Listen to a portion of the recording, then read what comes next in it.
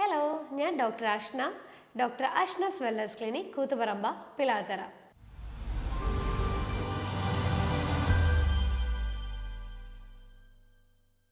നമ്മുടെ പ്രായം കൂടുന്തോറും സാധാരണഗതിയിൽ കണ്ടുവരുന്ന ഒരു ബുദ്ധിമുട്ടുകളിൽ ഒന്നാണ് മുട്ടുവേദന. രാത്രിയിൽ കിടക്കയിൽ കിടന്നിട്ട് എഴുന്നേൽക്കുമ്പോഴൊക്കെ ഭയങ്കരമായിട്ട് മുട്ടുവേദന ഉണ്ടാകുക. പിന്നെ കുറച്ചൊന്ന് ഫാസ്റ്റായിട്ട് നടക്കുമ്പോഴും സ്റ്റെപ്പൊക്കെ കയറുമ്പോഴൊക്കെ ഭയങ്കരമായിട്ട് വേദന ഉണ്ടാകുക. പിന്നെ സമാധാനത്തോടെ ഒരു പണിയും എടുക്കാൻ പറ്റുന്നില്ല. ഇത് ഒരു ഭൂരിഭാഗം സ്ത്രീകളുടെയും പരാതിയാണ്. യൂഷ്വലി ഈ ഒരു മുട്ടുവേദന കണ്ടുവരാറുള്ളത് പ്രായം കൂടുന്തോറുമാണ്. പക്ഷേ ഇപ്പം ഒരു 30 വയസ്സ് കഴിഞ്ഞിട്ടുള്ള കുറച്ച് പേർക്കൊക്കെ മുട്ടുവേദന ഇപ്പോൾ കണ്ടുവരാറുണ്ട്. അതിൻ്റെ ഒരു മെയിൻ കാരണം എന്ന് പറയുന്നത് നമ്മുടെ ജീവിതശൈലിയിൽ ഉണ്ടാകുന്ന മാറ്റങ്ങളും പിന്നെ നമ്മളെ ഭക്ഷണ ക്രമീകരണത്തിൽ ഉണ്ടാകുന്ന മാറ്റങ്ങളും കൃത്യമായിട്ട് നമുക്ക് വ്യായാമമൊക്കെ ഇല്ലാതിരിക്കുക, ഇതാണ് ഇതിൻ്റെ പ്രധാനമായിട്ടുള്ള ഒരു കാരണം എന്ന് പറയുന്നത്. ചിലർക്ക് മുട്ടുവേദന വന്നു കഴിഞ്ഞാൽ അത് വളരെയധികം സിവിയർ ആകുമ്പോഴേ സർജറിയിലോട്ടേക്ക് മാറേണ്ടി വരും. ചിലർ പലതരം ട്രീറ്റ്മെൻറ്റ്സ് ഇങ്ങനെ മാറി മാറി എടുക്കും, ചിലർ പലതരം മെഡിസിൻസ് മാറി മാറി എടുക്കും. എങ്കിലും ഒരു കംപ്ലീറ്റ് ആയിട്ടൊരു വേദന ഇവർക്ക് ഒരിക്കലും മാറി വരാറില്ല. പിന്നെ ചിലവരാണെങ്കിൽ ഈ എക്സസൈസ് നമ്മൾ സജസ്റ്റ് ചെയ്ത് കഴിഞ്ഞാൽ അവർക്ക് ചെയ്യാൻ പറ്റാറില്ല. ചിലർക്ക് പ്രായം കൊണ്ടായിരിക്കും, ചിലർക്ക് അമിത ഭാരം ഉള്ളത് കൊണ്ടായിരിക്കും. അങ്ങനെയുള്ളവർക്കും ഈ എക്സസൈസ് ചെയ്തുകൊണ്ട് വേദന കുറയ്ക്കാനും സാധിക്കാറില്ല. അപ്പോൾ ഇന്നത്തെ വീഡിയോയിൽ ഞാൻ സംസാരിക്കാൻ പോകുന്നത് നമുക്ക് എങ്ങനെ മുട്ടുവേദന കുറയ്ക്കാൻ വേണ്ടി ഏതൊക്കെ ഭക്ഷണങ്ങൾ നമ്മൾ ഉൾപ്പെടുത്തണം, ഏതൊക്കെ ഭക്ഷണങ്ങൾ നമ്മൾ ഒഴിവാക്കണം, എന്തൊക്കെ സപ്ലിമെൻറ്റ്സ് നമുക്ക് ഉൾപ്പെടുത്താം, ഇങ്ങനെയുള്ള കാര്യത്തിനെ കുറിച്ചാണ്. നമ്മളെ ശരീരത്തിൻ്റെ ഭാരം താങ്ങുന്ന 2 ജോയിൻറ്റുകളുണ്ട്. ഒന്ന് ഹിപ്പ് ജോയിൻ്റ് എന്ന് പറയും, രണ്ടാമത്തത് ഈ നീ ജോയിൻ്റ് അല്ലെങ്കിൽ മുട്ടെന്ന് പറയും. അപ്പോൾ ഈ 2 ജോയിൻറ്റുകളിലാണ് ഏറ്റവും കൂടുതലായിട്ട് തേയ്മാനം കണ്ടുവരാറുള്ളത്. അതിൽ കോമൺ ആയിട്ട് കണ്ടുവരുന്ന ഒരു തേയ്മാനമുള്ള ജോയിൻ്റാണ് മുട്ട്. ഈ മുട്ട് എന്ന് പറയുന്നത് എന്താ, 3 എല്ലുകൾ കൂടിച്ചേരുന്ന ഒരു സ്ഥലമാണ് ഈ നീ ജോയിൻ്റ് എന്ന് പറയുന്നത്. അപ്പോൾ ഈ നീ ജോയിൻറ്റിൻ്റെ അല്ലെങ്കിൽ ഒരു നോർമൽ സന്ധി, ആ ഒരു ജോയിൻറ്റിൻ്റെ ഈ ലൂബ്രിക്കേഷൻ നിലനിർത്തുന്ന കുറച്ച് സപ്പോർട്ടീവായിട്ടുള്ള കുറച്ച് ഒരു ഫാക്ടേഴ്സ് നമ്മൾ അവിടെ ഉണ്ട്. അതായത് synovial fluid, cartilage, Bursa, ligament, ഇങ്ങനെ കുറച്ച് ഫാക്ടേഴ്സ് നമ്മൾ ജോയിൻറ്റിന് ചുറ്റുമുണ്ട്. ഇവർ കൃത്യമായിട്ട് ഈസി ആയിട്ട് പണിയെടുത്ത് കഴിഞ്ഞാൽ മാത്രമേ നമുക്ക് വലിയ പ്രയാസമില്ലാണ്ട് ആ ഒരു ജോയിൻറ്റിനെ മൂവ് ചെയ്യാൻ പറ്റുള്ളൂ. പക്ഷേ നമ്മൾ ഈ ജോയിൻറ്റിനിടയിൽ കാണുന്ന ഈ കാർട്ടിലേജിന് ഗ്രാജുവലായിട്ട് എന്തെങ്കിലും ഡാമേജ് ഉണ്ടാകുക, അല്ലെങ്കിൽ വല്ല വിള്ളൽ ഉണ്ടാകുക, അല്ലെങ്കിൽ എന്തെങ്കിലും ഒരു പ്രശ്നങ്ങളോ എന്തെങ്കിലും ഉണ്ടായിക്കഴിഞ്ഞാൽ ഗ്രാജുവലായിട്ട് ഈ ഒരു കാർട്ടിലേജ് നശിക്കാൻ തുടങ്ങും. അപ്പോൾ നശിക്കാൻ തുടങ്ങുമ്പോഴാണ് നമുക്ക് എന്താവുന്നത്, മുട്ടുവേദന പതുക്കനെ സ്റ്റാർട്ട് ചെയ്യുക. അപ്പോൾ ഈ മുട്ടുവേദന പതുക്കനെ സ്റ്റാർട്ട് ചെയ്ത് കംപ്ലീറ്റ് ആയിട്ട് ഈ കാർട്ടിലേജ് നശിക്കുമ്പോഴാണ് നമുക്ക് മുട്ടിൽ വേദന കംപ്ലീറ്റ് ആയിട്ട് വരിക, വളരെ സിവിയർ ആയിട്ട് വേദനയുണ്ടാകുക. അപ്പോഴാണ് നമുക്ക് നീർക്കെട്ടുണ്ടാകുക, മുട്ടിന് ചുറ്റും വളരെയധികം പെയിൻഫുള്ളും ഒരു ചൂട് കൂടുതലായിട്ട് ഉണ്ടാകുക. പിന്നെ നടക്കുമ്പോഴൊക്കെ ടക് ടക് എന്ന് പറഞ്ഞ സൗണ്ട് ഉണ്ടാകുന്നത് കാരണം ആ ഒരു ക്രെപ്പിറ്റ്, അതായത് ഈ ഒരു കാർട്ടിലേജ് നശിക്കുമ്പോഴേ എല്ലുകൾ തമ്മിൽ കംപ്ലീറ്റ് ഒരയാൻ തുടങ്ങും. ആ ഒരു സൗണ്ടാണ് ടക് ടക് എന്ന് പറയുന്നത്, ക്രെപ്പിറ്റസ് എന്ന് പറയും. ആ സൗണ്ട് ഉണ്ടാകുമ്പോഴേ നമുക്ക് ഗ്രാജുവലി വേദന പതുക്കനെ സ്റ്റാർട്ട് ചെയ്ത് കഴിഞ്ഞാൽ അത് ട്രീറ്റ്മെൻറ്റ് എടുത്ത് ക്ലിയർ ആക്കിയിട്ടില്ലെങ്കിൽ പിന്നെ നമുക്ക് നടക്കാൻ പറ്റാത്ത പോലത്തെ ഒരു സ്റ്റേജിലോട്ടേക്കായിട്ട് ഷിഫ്റ്റ് ചെയ്യും. അപ്പോൾ ഈ മുട്ടുവേദന വന്നു കഴിഞ്ഞാൽ നമുക്ക് എന്തൊക്കെ ലക്ഷണങ്ങളാണ് ഉണ്ടാകുക? മുട്ടുവേദന വരുമ്പോഴേ നമുക്ക് മുട്ടിന് ചുറ്റും വേദന ഉണ്ടാവും, മുട്ടിന് പുറകിലായിട്ട് നമുക്ക് വേദന ഉണ്ടാവും, ഒരു നീർക്കെട്ട് കയറാൻ തുടങ്ങും. പിന്നെ നമുക്ക് മുട്ട് മടക്കാനൊക്കെ മുട്ട് നിവർത്താനൊക്കെ ഭയങ്കരമായിട്ട് ബുദ്ധിമുട്ടുണ്ടാവും. പിന്നെ നമ്മൾ ഒരു മുട്ടുവേദന കാരണം ഇപ്പുറത്തെ കാലിന് കൂടുതൽ പ്രഷർ കൊടുക്കുന്നതിൻ്റെ ഭാഗമായിട്ട് അടുത്ത മുട്ടിനും നമുക്ക് വേദന ഉണ്ടാവും. അപ്പോൾ ഇതാണ് നമുക്ക് മുട്ടുവേദന വന്നു കഴിഞ്ഞാലുള്ള പ്രധാനമായിട്ടുള്ള ലക്ഷണങ്ങൾ എന്ന് പറയുന്നത്. അപ്പോൾ ഈ മുട്ടുവേദന വരാനുള്ള ചില കാരണങ്ങൾ എന്ന് പറയുന്നത് നമ്മുടെ ശരീരഭാരം ഒരു കാരണമാണ്. അമിതമായിട്ട് നമുക്ക് ശരീരഭാരം ഉണ്ടാകുമ്പോഴേ നമ്മളെ മുട്ടിന് ഇത് താങ്ങി നിൽക്കാൻ പറ്റില്ല, ഈ ഒരു ഭാരത്തിന് താങ്ങി നിൽക്കാൻ പറ്റില്ല. അന്നേരം സ്വാഭാവികമായിട്ടും ആ ഒരു കാർട്ടിലേജ് ഗ്രാജുവലായിട്ട് ഡാമേജ് ആകുകയും അത് ഡാമേജ് ആവുന്നതിൻ്റെ ഭാഗമായിട്ട് നമുക്ക് മുട്ടുവേദന കൂടുതലായിട്ട് ഉണ്ടാകുകയും ചെയ്യും. പിന്നെ പ്രായം കൂടുന്തോറും നമ്മൾ ആ കാർട്ടിലേജ് പതുക്കനെ ഡാമേജ് ആയിട്ട് വരും. ഡാമേജ് ആകുന്നതിനനുസരിച്ച് നമുക്ക് മുട്ടിൽ നല്ലപോലെ തേയ്മാനം സ്റ്റാർട്ട് ചെയ്യും. പിന്നെ ഒരു കാരണം എന്ന് പറയുന്നത് കൂടുതലായിട്ട് നമ്മൾ ഷുഗർ നമ്മളെ ഭക്ഷണത്തിൽ ഉൾപ്പെടുത്തുമ്പോഴാണ്, പഞ്ചസാര. കാരണം ഈ പഞ്ചസാര നമ്മൾ ദിവസവും ഭക്ഷണത്തിൽ ഉൾപ്പെടുത്തി കഴിഞ്ഞാൽ ഈ പഞ്ചസാര നമ്മുടെ എല്ലുകളിലുള്ള കാൽഷ്യവും ഫോസ്ഫറസും വലിച്ചെടുത്തിട്ടാണ് ഈ പഞ്ചസാരയുടെ ഡൈജഷൻ നടക്കുന്നത്. അപ്പോൾ ഈ പഞ്ചസാര കൂടുതലായിട്ട് ഉൾപ്പെടുത്തുമ്പോഴേ അതിപ്പോൾ സ്വീറ്റ്സ് ആയാലും നമ്മൾ കുറച്ച് ഡ്രിങ്ക്സ് ഒക്കെ കൊക്കോല 7 അപ്പ് ഇതുപോലെ ഡ്രിങ്ക്സ് ഒക്കെ കഴിക്കുന്നവരാണെങ്കിൽ പെട്ടെന്ന് നമ്മുടെ എല്ലുകളിൽ തേയ്മാനവും എല്ലുരുക്കവും കാര്യങ്ങളൊക്കെ ഉണ്ടാകും. അതുകൊണ്ട് നമുക്ക് ഗ്രാജുവലായിട്ട് നമുക്ക് മുട്ടുവേദന ഉണ്ടാവാനുള്ള സാധ്യതയുണ്ട്.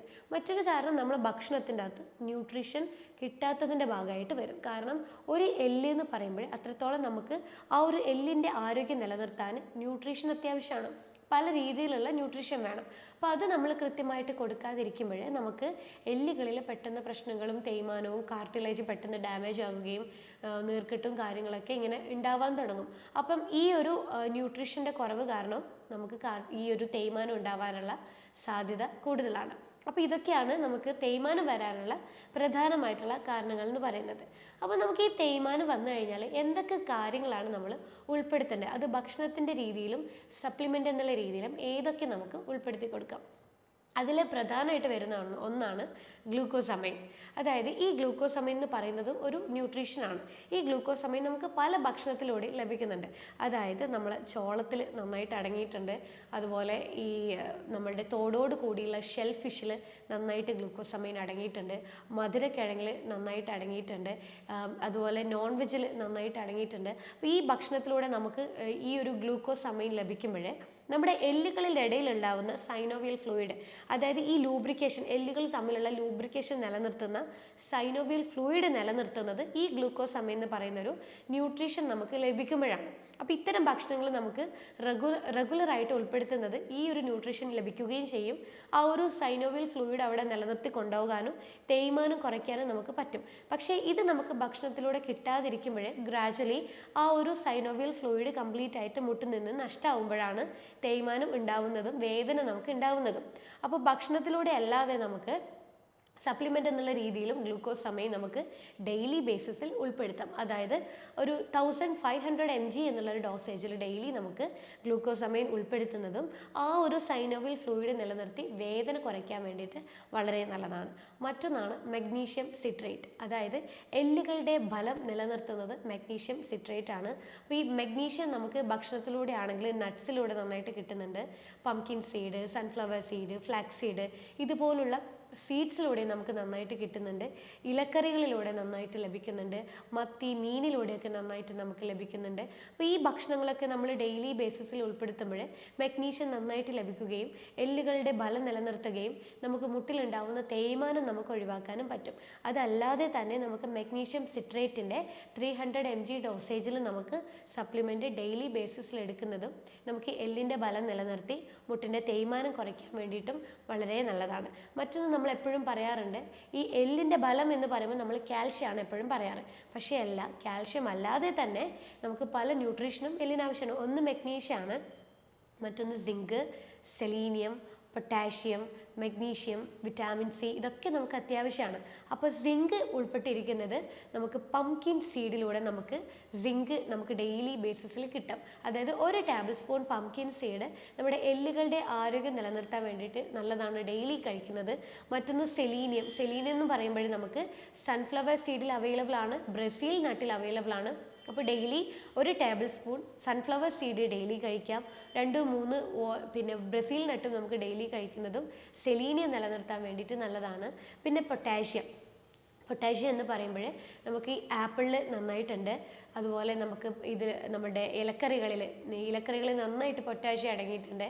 പിന്നെ ഈ നേന്ത്രപ്പഴം അതിൽ നന്നായിട്ട് ഈ ഒരു പൊട്ടാഷ്യം നന്നായിട്ട് അടങ്ങിയിട്ടുണ്ട്. അപ്പോൾ ഇതൊക്കെ നമ്മൾ ഡെയിലി ഓറഞ്ച് അതിലൊക്കെ നന്നായിട്ട് പൊട്ടാഷ്യം അടങ്ങിയത് കൊണ്ട് തന്നെ ദിവസവും നമ്മൾ ഈ ഭക്ഷണങ്ങൾ ഉൾപ്പെടുത്താൻ വേണ്ടിയിട്ട് ശ്രദ്ധിക്കുക. അപ്പോൾ പൊട്ടാഷ്യം നമുക്ക് നമ്മളുടെ എല്ലുകൾക്ക് കൃത്യമായി കിട്ടിക്കഴിഞ്ഞാൽ അവരുടെ ആരോഗ്യം നല്ല രീതിയിൽ നമുക്ക് നിലനിർത്തി കൊണ്ടുപോകാനും പറ്റും. പിന്നെ വിറ്റാമിൻ സി എന്ന് പറയുമ്പോഴേ നമുക്ക് ഓറഞ്ച്, മുസമ്പി, പിന്നെ അതുപോലെ പേരക്ക, പപ്പായ, ക്യാബേജ്, ബ്രൊക്കോളി, പിന്നെ തക്കാളി ഇതിലൊക്കെ നന്നായിട്ട് വിറ്റാമിൻ സി അടങ്ങിയിട്ടുണ്ട്. വിറ്റാമിൻ സി കിട്ടിക്കഴിഞ്ഞാൽ മാത്രമേ മഗ്നീഷ്യത്തിനെ നമ്മുടെ എല്ലുകളിലേക്ക് എത്തിക്കാൻ പറ്റുള്ളൂ. അതുകൊണ്ട് തന്നെ വിറ്റാമിൻ സി അടങ്ങിയ ഭക്ഷണങ്ങൾ നമ്മൾ ദിവസവും ഈ പറയുന്നതൊക്കെ നന്നായിട്ട് സാലഡ് എന്നുള്ള രീതിയിലും അങ്ങനെയൊക്കെ നമ്മൾ നന്നായിട്ട് ഉൾപ്പെടുത്തി കൊടുക്കുക.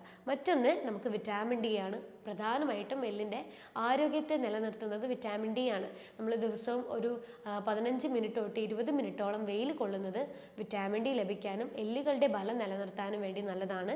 അപ്പോൾ നമുക്ക് വിറ്റാമിൻ ഡി അഥവാ നമ്മൾ ബ്ലഡ് ചെക്ക് ചെയ്തിട്ട് ഇത്തരം വേദനകളൊക്കെ വരുമ്പോഴേ നമ്മൾ എന്ത് ചെയ്യുക, വിറ്റാമിൻ ഡി ഒന്ന് ബ്ലഡ് ടെസ്റ്റ് ഒന്ന് ചെക്ക് ചെയ്യുക. അത് 30-ൽ താഴോട്ട് കാണുന്നുണ്ടെങ്കിൽ നിങ്ങൾ എന്ത് ചെയ്യുക, കൃത്യമായിട്ട് കുറച്ച് നേരം വെയിൽ കൊള്ളാൻ വേണ്ടി ശ്രദ്ധിക്കുക.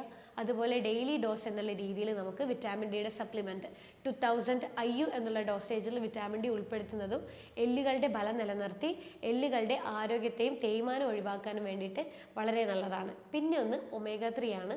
ഒമേഗ 3 ഏറ്റവും നന്നായിട്ട് അടങ്ങിയിരിക്കുന്നത് നട്ട്സിലുണ്ട്, വാൾനട്ടിലുണ്ട്, അതുപോലെ ഒലിവ് ഓയിലുണ്ട്, അതുപോലെ മീനുകളിൽ മത്തി, അയല ഇതിലൊക്കെ ഒമേഗ 3 നന്നായിട്ട് അടങ്ങിയിട്ടുണ്ട്. അപ്പോൾ ഈ ഭക്ഷണങ്ങളെ ഡെയിലി ഉൾപ്പെടുത്തുക. സപ്ലിമെൻ്റ് എന്നുള്ള രീതിയിൽ ഒമേഗ 3യുടെ ടാബ്ലറ്റ് നമുക്ക് എടുക്കാം. ഡെയിലി ഒരു 1000 mg വെച്ച് ഡോസേജിൽ നമുക്ക് ഒമേഗ 3 എടുക്കാം. കാരണം ഇതിൽ EPA DHA എന്ന് പറയുന്ന 2 ന്യൂട്രീഷൻ ഘടകങ്ങളുണ്ട്. ഈ ഘടകങ്ങൾ എല്ലിലുണ്ടാവുന്ന നീർക്കെട്ട് അതായത് ഈ തേയ്മാനം കൊണ്ടുണ്ടാവുന്ന നീർക്കെട്ട് കുറയാൻ വേണ്ടി നല്ലതാണ്. അതുകൊണ്ട് ഡെയിലി ഒരു ഒമേഗ 3യുടെ സപ്ലിമെൻറ്റും ഇത്തരം ഭക്ഷണങ്ങൾ നമ്മൾ ഉൾപ്പെടുത്തി കഴിഞ്ഞാൽ വേദനയും നീർക്കെട്ടും നമുക്ക് നല്ല രീതിയിൽ കുറയ്ക്കാനും പറ്റും. പിന്നെ നമ്മൾ പ്രധാനമായിട്ട് ശ്രദ്ധിക്കേണ്ടത് ചില ഭക്ഷണങ്ങൾ കംപ്ലീറ്റ് ആയിട്ട് ഒഴിവാക്കുക. നേരത്തെ ഞാൻ പറഞ്ഞു ഷുഗർ ഈ ഒരു തേയ്മാനം ഉണ്ടാവാനുള്ള കാരണങ്ങളിൽ ഒരു ഭക്ഷണമാണ്.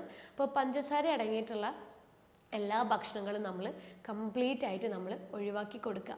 പിന്നെ ഈ റിഫൈൻഡ് ആയിട്ടുള്ള പാം ഓയിൽ അങ്ങനത്തെ ഓയിലുകളൊക്കെ കംപ്ലീറ്റ് ആയിട്ട് ഒഴിവാക്കുക. ഫ്രൈ ആയിട്ടുള്ള ഭക്ഷണങ്ങൾ കൂടുതലായിട്ട് നമ്മൾ കഴിക്കുന്നുണ്ടെങ്കിൽ അത് ഒഴിവാക്കുക. പിന്നെ ഈ പാലും ഗോതമ്പും ഇത് എല്ലുകളിൽ നീർക്കെട്ട് ഇതുപോലെ തേയ്മാനം വന്നു കഴിഞ്ഞാൽ നീർക്കെട്ട് കൂട്ടുന്ന ഭക്ഷണങ്ങളാണ്.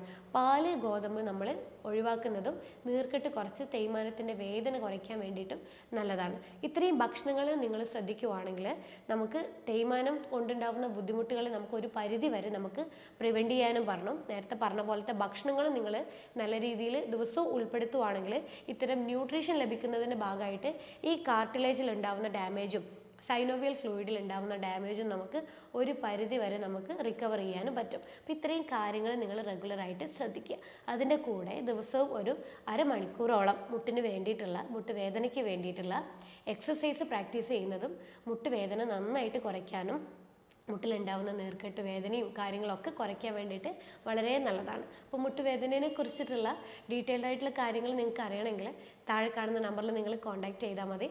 അടുത്തൊരു ഹെൽത്ത് ടോപ്പിക്കുമായിട്ട് കാണുന്നത് വരേക്കും ബൈ.